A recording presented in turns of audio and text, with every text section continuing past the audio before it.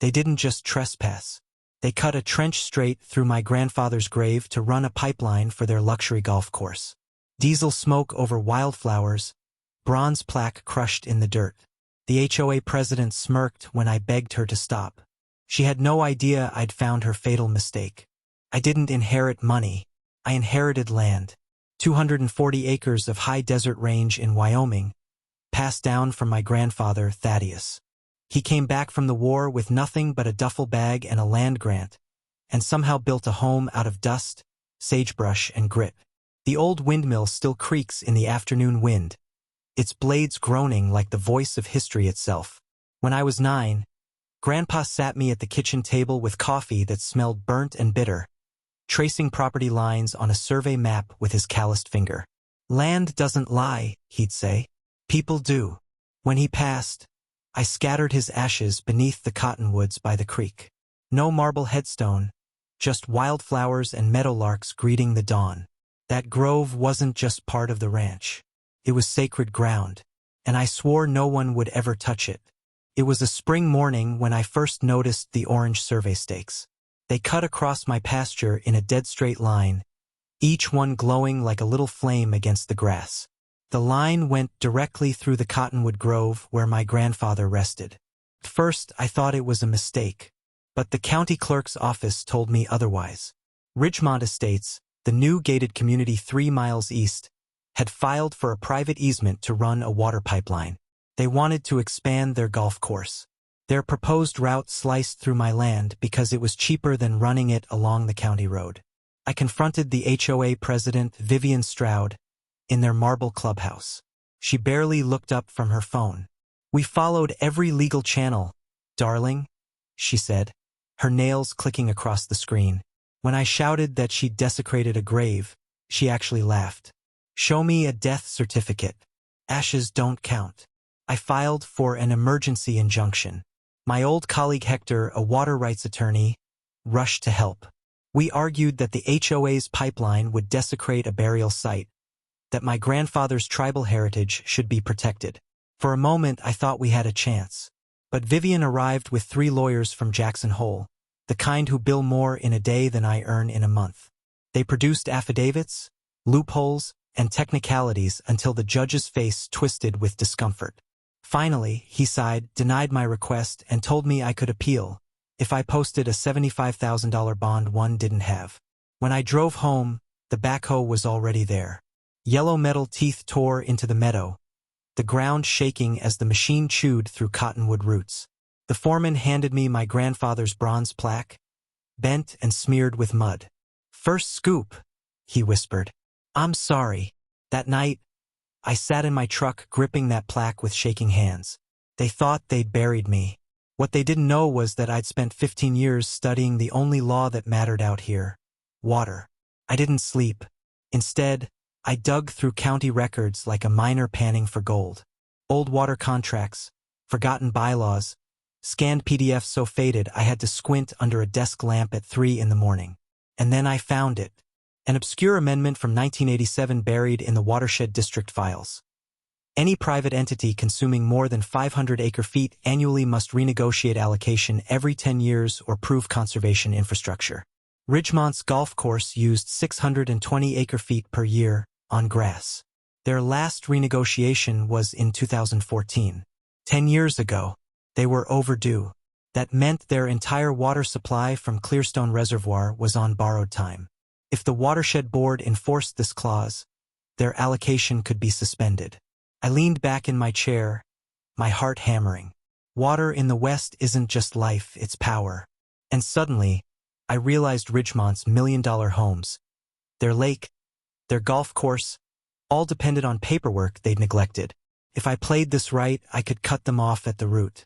They thought they'd stolen my land, but I had just found the one thing they couldn't live without. I couldn't do this alone. First, I called Hector. He agreed to file a complaint with the state engineer's office. Then I reached out to Iris Pendleton, a retired hydrologist known for exposing water abuse cases. She met me at a diner, flipped through my notes, and muttered, 600 acre-feet for grass in a desert. Criminal. She agreed to testify. Next, I contacted Tyrell Booker, a reporter who'd written about fracking water scandals. He met me at a truck stop, recorder in hand. When I showed him the documents and Vivian's brother's hidden conflict of interest on the watershed board, his eyebrows shot up. "This is front-page corruption," he said. Finally, I spoke at the local cattlemen's meeting. At first, the ranchers sat silent. Then, one by one, hands went up. People who'd been pressured, reassessed, or harassed by Ridgemont. Quiet support grew around me. It wasn't just me against the HOA anymore. It was a community against greed. Ridgemont struck back fast. Within days, homeowners received an email calling me a selfish obstructionist who was threatening their children's water. My phone filled with voicemails. Curses, threats, heavy breathing. At the grocery store, a woman blocked my cart, shouting, "My kids' water bills went up because of you." Then came the sabotage. One morning I found my fence cut, 40 feet of barbed wire down. 16 of my cattle wandered onto the road, costing me $1,200 in impound fees. But the worst came at night. My barn went up in flames, fire roaring into the sky. Horses screamed in their corral until I flung open the gate, letting them bolt into the dark. By dawn, $60,000 of feed was ash. The investigator said it was arson.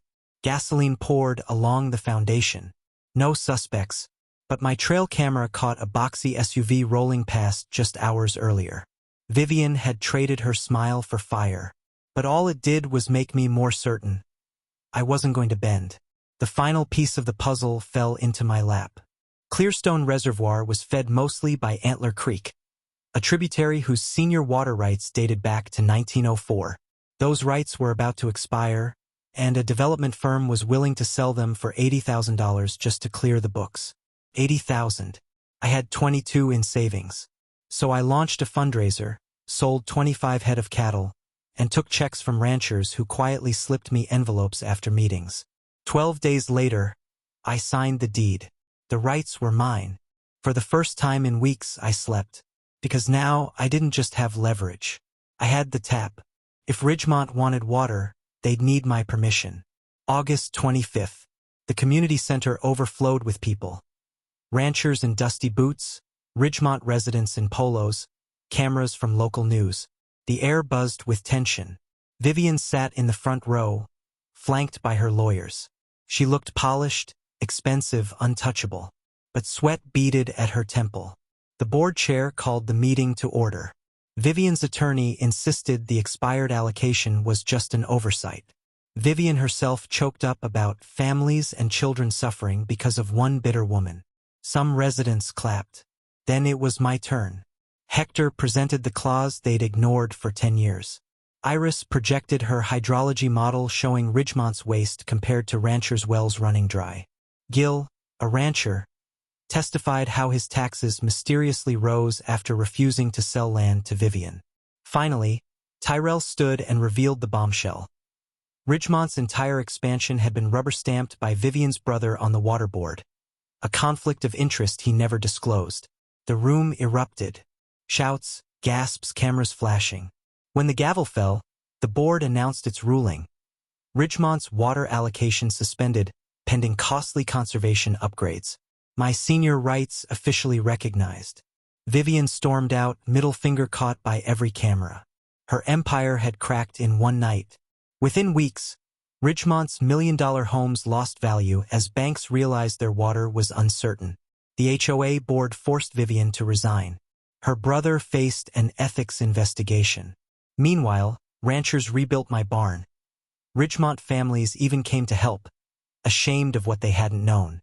Together, we replanted native grasses, shared water wisely, and honored my grandfather's legacy. Standing by his memorial, I whispered, "We did it, Grandpa. We took back the water." They built their future on stolen streams. I shut it off with the stroke of a pen. Because out here, water writes the rules.